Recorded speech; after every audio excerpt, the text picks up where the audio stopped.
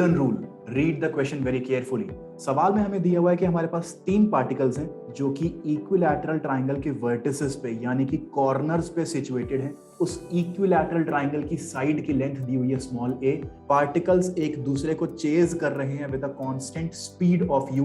That means particle की speed कभी change नहीं करने वाली है। a चेज करेगा b को, b चेज करेगा c को, c चेज करेगा a को। तो तीनों पार्टिकल्स एक दूसरे को चेज कर रहे हैं। We have to find the time taken by the particles and the distance travelled by the particles before they meet. तीनों पार्टिकल्स के मिलने तक कितना टाइम इलैप्स हो जाएगा और तीनों पार्टिकल्स के मिलने तक कितना डिस्टेंस ट्रैवल करेंगे तीनों पार्टिकल्स। फटाफट इस क्वेश्चन का डायग्राम बनाते हैं ताकि हम इसको अच्छे से विजुअलाइज कर सकें। जैसा कि आप इस डायग्राम में देख रहे हैं कि हमारे पास एक इक्विलैटरल ट्राइंगल है जिसको मैंने ब्लू कलर से मार्क किया है और उस इक्विलैटरल ट्राइंगल की साइड लेंथ है a।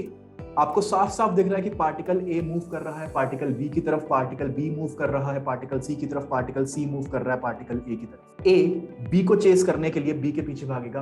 Basically AI is the initial position of particle A, BI is the initial position of particle B, CI is the initial position of particle C। Particle A थोड़ा सा आगे आ जाएगा। Particle A अपनी initial position AI से चल के A1 पे आ गया। पार्टिकल B अपनी इनिशियल पोजीशन BI से चल के B1 पे आ गया और पार्टिकल C अपनी इनिशियल पोजीशन CI से चल के C1 पे आ गया। अगर मैं रेड वाली पोजीशंस देखूं पार्टिकल की और उनकी लाइन जॉइनिंग देखूं तो मुझे दिख रहा है कि तीनों पार्टिकल्स को जोड़ती हुई लाइंस अभी भी एक इक्विलैटरल ट्रायंगल ही बना रही हैं। अब रेड वाली पोजीशन पे A मूव करेगा B की तरफ तो velocity of A will be towards B। B move करेगा C की तरफ तो velocity of B will be towards C। C move करेगा A की तरफ तो velocity of C will be towards A।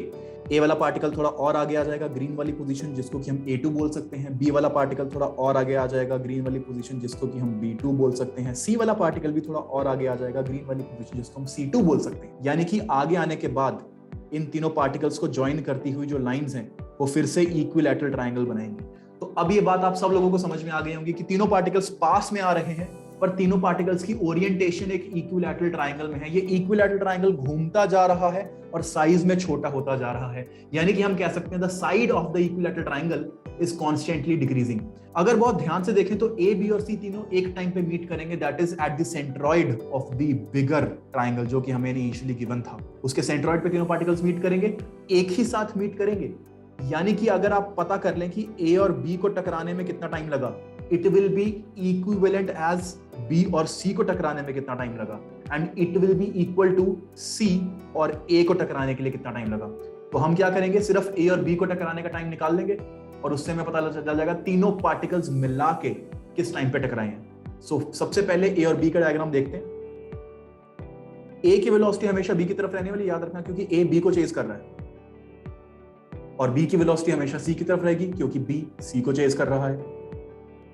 Equilateral triangle का एंगल हमेशा 60 डिग्री रहने वाला है। यानी कि हम ऐसा कह सकते हैं कि इस इक्विलैटरल ट्रायंगल की जो साइड लेंथ है दैट इज x, वो छोटी होती जा रही है, कोई दिक्कत नहीं है, बट उसका एंगल 60 60 60 हमेशा मेंटेन्ड है। अगर A और B की बात करें, मैं B की वेलोसिटी का कंपोनेंट्स लेता हूं। B की वेलोसिटी का कंपोनेंट ये वाला आ जाएगा u cos 60 degree which is basically u/2 और B की वेलोसिटी का ये वाला कंपोनेंट आ जाएगा, ध्यान से देखेंगे, u sin 60 which is √3/2u। तो मैं B की एक्चुअल वेलोसिटी पे क्रॉस मार देता हूं, भूल जाता हूं क्योंकि मैंने B की वेलोसिटी के दो कंपोनेंट्स ले लिए हैं।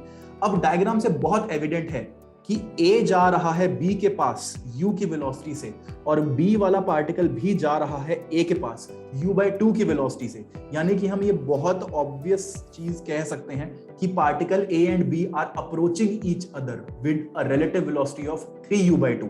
रिलेटिव वेलोसिटी 3u/2 कैसे आई, आपको साफ साफ दिख रहा है। ये वाला वेलोसिटी और ये वाला वेलोसिटी ऑपोजिट डायरेक्शन में है। जब भी ऑपोजिट डायरेक्शन में वेलोसिटी होती है तो रिलेटिव लेने के लिए हम ऐड कर देते हैं, ठीक है। अच्छी बात है कि ये रिलेटिव वेलोसिटी कांस्टेंट वैल्यू की है। कैसे पता कि ये रिलेटिव वेलोसिटी कांस्टेंट वैल्यू की है, क्योंकि सवाल में दिया हुआ था कि u that is the individual speed of the particles constant है। यानी B और A कांस्टेंट वेलोसिटी से, कांस्टेंट स्पीड से अप्रोच कर रहे हैं। Initial separation between particle A and particle B was equal to small a, that is the side length of the triangle. तो हम सबसे इजी तरीके से टाइम निकाल सकते हैं, the initial separation between the two particles divided by उनकी speed of approach. Initial separation A थी और स्पीड ऑफ अप्रोच 3u/2 थी। आपका टाइम बहुत इजी तरीके से आ गया, 2a/3u। ये वो टाइम इंटरवल है जो पार्टिकल A और पार्टिकल B को कोलाइड करने के लिए लगेगा। यानी पार्टिकल बी और सी को कोलाइड करने के लिए, सी और ए को कोलाइड करने के लिए सेम टाइम इंटरवल लगेगा. So this can be considered as one of your answers. Second part of this question, what is the distance travelled by the particles before they collide. तो यार सिंपल सी बात है, distance travel के लिए हम क्या करते हैं, डिस्टेंस ट्रैवल के लिए हम स्पीड को टाइम से मल्टीप्लाई कर देते हैं. हर एक पार्टिकल की स्पीड कितनी दी हुई है, हर एक पार्टिकल की स्पीड u दी हुई है, और हर एक पार्टिकल को एक दूसरे से टकराने के लिए कितना टाइम लगेगा, 2a/3u लगेगा. और अगर इसको मल्टीप्लाई करके देखा जाए तो हमारे पास आंसर आता है 2a/3. So 2a/3 is the distance traveled by each particle before it collides with other particle.